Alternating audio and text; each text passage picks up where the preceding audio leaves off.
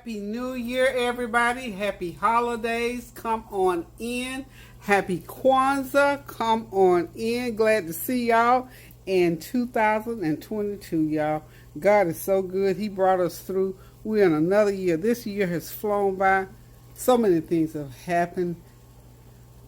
Good, bad, and some a little bit ugly. But we thank God that we're here today and able to celebrate Kwanzaa. New Year's, the Christmas holiday has passed. Hope you all enjoyed it.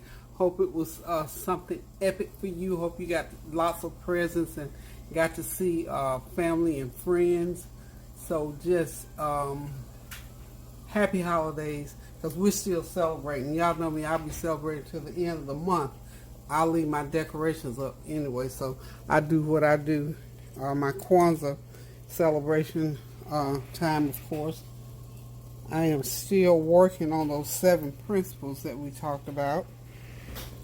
One thing that I'm going to go ahead and get started with doing, then we're going to come back, because I need to get, y'all know I'm cooking black-eyed peas. There they are right there. They've already been soaked overnight. Now that bowl was down here, but now it's always up here at the top because they swell. You know, peas swell when you soak them. So, don't get over that hot part. I'll let you say hey in just a second. Let me go ahead and get my peas in. My cooking meat. So, what I'm going to be using is some smoked turkey necks. Y'all know we had to get off them hog maws and jaws and ham hocks and all. So, what I'm going to do is use smoked turkey necks. They are smoked. They're already highly seasoned. And I'm going to just drop them in there. And we're going to, well, you know what, I think I don't want to crowd my pan out too much. Okay. So we'll just do it like so. I've got probably a gallon of water in there, because this is 1 3/4 of a pound of black-eyed peas dry. And so, you know, that's a lot of black-eyed peas. And you know they freeze well, so whatever we have left over, y'all, they will be frozen. So meanwhile, I'm going to go ahead and let this meat cook. Then I'll drop some onion in a little bit, and we'll put some other seasonings. So I'm going to cover it, turn it down, and just let it cook. Now, I can get back to talking about Kwanzaa. So I've got to drain my peas off. So, you know, after you soak them in this water, you go ahead and drain that soak water off. And by the way, I'm going to cook these turkey necks for about 45 minutes, and now I'll go ahead and put the peas in. And that should give them time enough to get done at the same time and have a nice thick broth in them. So, and of course, let me go ahead and give you the menu. On the menu, not a big menu today. We're going to do the black-eyed peas, and I have collards left over from Thanksgiving. So black-eyed peas, collards, and then I'll do a pot of rice and some barbecue beef ribs, some cornbread, something to drink, and I had baked a couple, had enough pie filling left over from Thanksgiving again to make a couple of sweet potato pies. So we're going to have a lot of black-eyed peas, a lot of collards, and a lot of ribs, but that's the variety today, because you know, Thanksgiving, Christmas, I cooked all that food, so I'm pulling back a little bit today, and I might open a can or two of corn or something like that if somebody else wants another side. But as far as that heavy cooking, the heavy cooking is going to be on these ribs, and I'm going to get them into the pan here in just a minute. Got my oven already heated up, and I got my pan out. And you know, I'm going to use my Eurocraft cast cooking, so I don't have to use a lot of water, y'all. This is almost, well, it is waterless cooking actually, but you know, some stuff just feels like you got to put water in. Don't ask me why. I just habit, y'all. Reckon that's it. Just that pure old everyday habit. So, you know what else I'm going to do? I'm going to go ahead and get these ribs started. Now, what I did last night, I set my ribs up. I got them all ready to cook. Let me show you where they are. The way I set up today is not really a Okay, these are my beef ribs.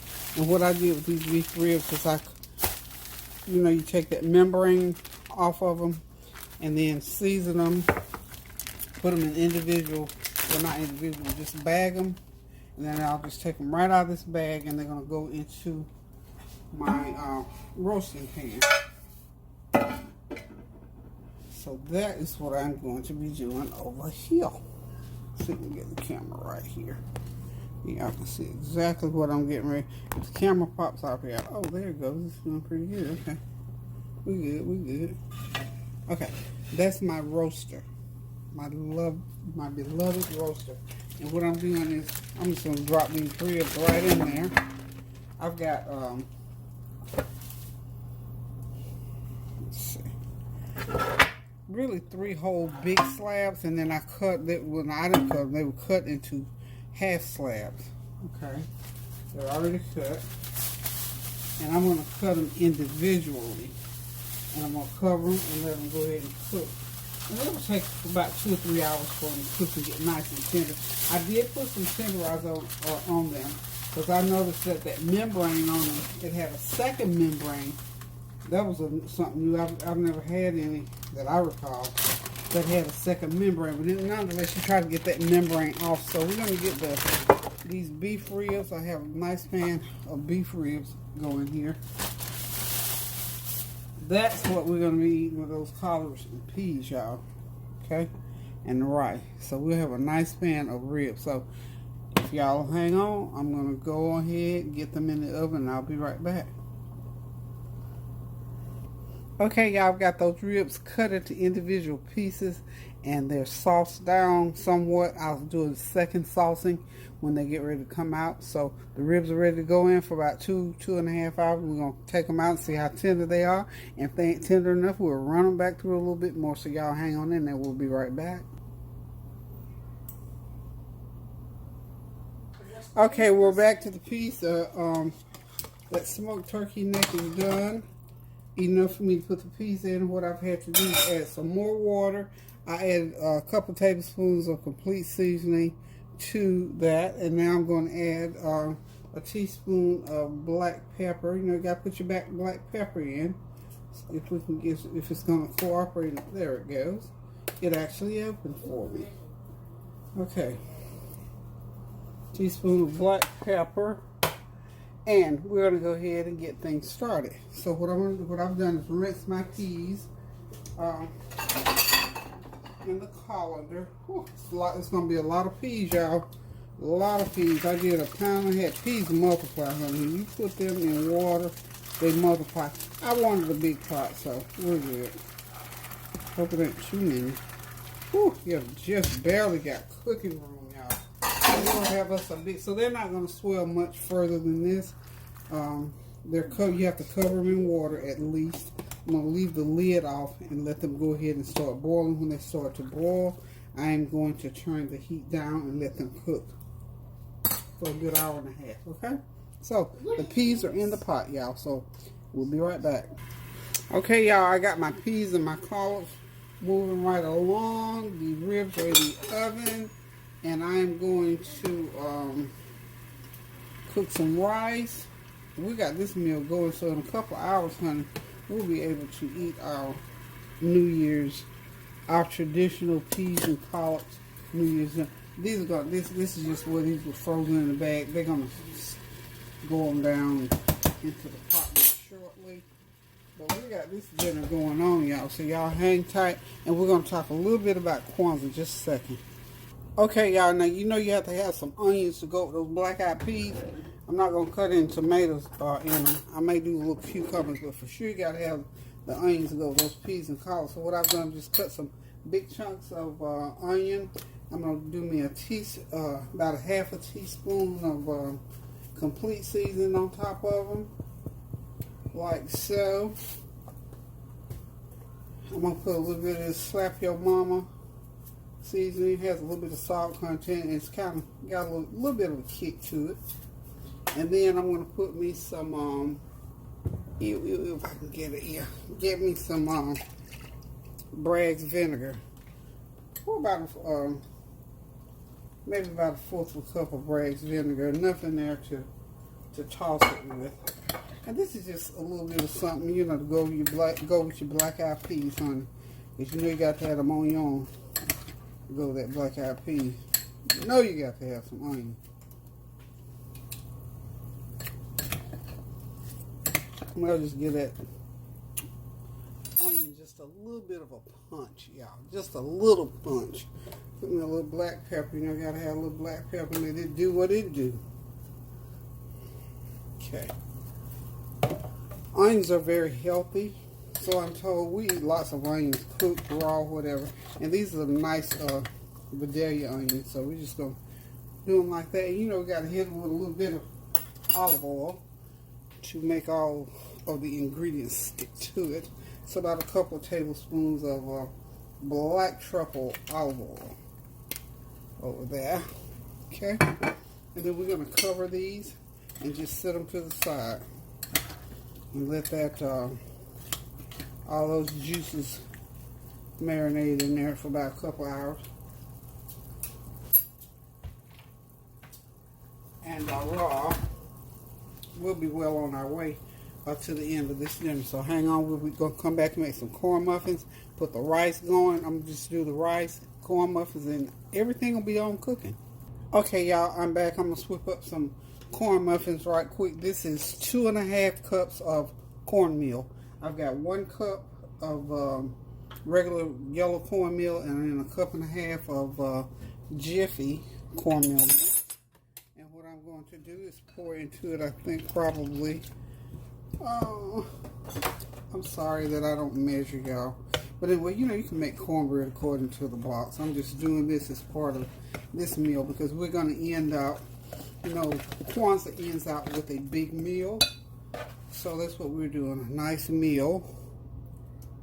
Okay. Then, I already put a couple tablespoons of sugar. I didn't have to put as much because the Jiffy cornbread mix is a little sweet. So, I'm going to put 2 eggs in there. And, where's my oil? I'm going to use probably the rest of my olive oil here. About 3/4 of a cup of olive oil. I like lots of oil in mine, y'all. Y'all probably say, whoa! The oil, whatever kind of oil, I always use a lot of oil in my cornbread. That's the difference in what they use on the side of the box. So, once we get this all mixed up real good together, it's ready to go into my muffin tins. So I'm doing corn muffins today, just to switch it up a little bit. And like I say, on to culminate Kwanzaa, there's a good hearty meal. And you know, this meal is so similar to one that I read because it's like soul food, in other words. So, get that mixed up really, really good. And this should make 12 to 15 corn muffins. I got a 12-tin corn muffin pan here. Okay, that's about the consistency I wanted. I'm going to let it sit for a few minutes and then we'll come back and pour them into the tins. Okay, yeah, I've already greased my muffin tins with or oiled them with some some Pam spray. So I'll let my mix sit and rise a little bit. Still have a few lumps in there, but anywho, I'm getting ready now. Go ahead and get it in. Except for one thing, y'all. Hold it 1 second. Okay. Now I'm ready to put the muffin mix in. About 3/4 of the way full. These are just little general rules. Ooh, I made a lot, y'all. And you know, you can freeze this too. I mean, I don't have to cook it all today. I can freeze it. Corn muffin mix freezes well. Trust me. There's a lump. I don't like lumps in there.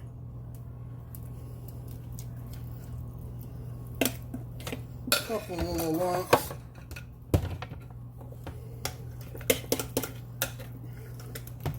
I may have enough to freeze. We'll see. And if I do, I'll show you how to just put it. All you gotta do is just put it in a little freezer bag. Make sure it's sealed on the top real good and plop it right in the freezer. And when you get ready for it, just take it out, throw it, and use it the next time. Okay. Where are these lumps coming from? Oh, the Jiffy. The Jiffy. Jiffy, I think, has, maybe it already has oil or something, because it's kind of sticky, I want to say, almost. That's what it is. I don't use Jiffy a lot, but I mean, Jiffy is good. Like them little sweet cake, cornbread, muffins, honey, they are wonderful. Yeah, I'm going to have some mixture left over, y'all. But we're good to go. Go ahead and top these off a little bit more. Okay. And I think we're ready to put them into the oven. Okay. And these will bake about 15 minutes and be ready, ready, ready. Okay. So, be right back. Okay, y'all, dinner is ready. It's served. Our Kwanzaa dinner is ready. Our Happy New Year dinner is ready. So, from left to right, I've got some collard greens, fresh collard greens that I cooked on Thanksgiving. Had enough left over. Just had to take them back out and reheat. Black-eyed peas cooked with smoked turkey necks. Some steamed, seasoned Jasmin rice. This here is a hamburger. Well, it's not hamburger. It is actually ground turkey and ground sausage, ground turkey sausage cheese dip. It's really, really good. Most people, it's a hamburger dip, but I substitute ground turkey and ground turkey sausage in place of regular hamburger and regular sausage. Real good. You dip it with chips, or you can eat it right over that rice. It's a wonderful, great, great, great dish for dipping or as a side entree. My good old golden corn muffins, and of course on the back burner there, I've got my beef ribs all cooked down. Can't wait to bite into those, nice and tender and juicy. So this meal is a meal that culminates Kwanzaa, as we talked about last night or night before. And when I first started, I was telling you all that there were 7 principles, and of course this is the last day of Kwanzaa. Today is the 1st of January, so this ends the Kwanzaa celebration. This will be the last day. So this is also the day that the big meal is prepared and people get together, you know, family, friends in the community or whatever. So we know we started off with Umoja. We had unity in the family. That was the first day. Kuji Chagalia was the second day. Self-determination. Let me just spell these as I'm going wrong. Let's go back to the first one. The first one is Umoja, U-M-O-J-A, which means unity. The second one is Kuji Chagalia, which is K-U-J-I-C-H-A-G-U-L-I-A, which means self-determination. The third one is Ujima, means working together and uplifting each other as we work. U-J-I-M-A. The fourth is Ujama, U-J-A-M-A-A, cooperative economics. Of course, you know, keeping your everything, all your finances, and being a good steward over your resources in the neighborhood. Number 5, NIA, N-I-A, or NIA, N-I-A, which means purpose, which is my favorite of all of them, to have a purpose and to know what that purpose is in life and in whatever you're a part of. Number 6 is Kuamba, K-U-U-M-B-A, means creativity. Yes, creativity. And I have to say if I have to say it for myself, I can get creative with putting things together as well as food and making lots with little. Okay, Imani, of course, is the 7th principle. I-M-A-N-I means faith, to believe and trust. And of course, we know we believe and have faith and trust in God. And of course, you know, to adorn your table. And this year, I just could not find my right candles, but there's a candelabra with 7 candles, 3 red candles, 1 black candle, and 3 green candles. I usually have that setting up, but I just could not pull my candles together this time.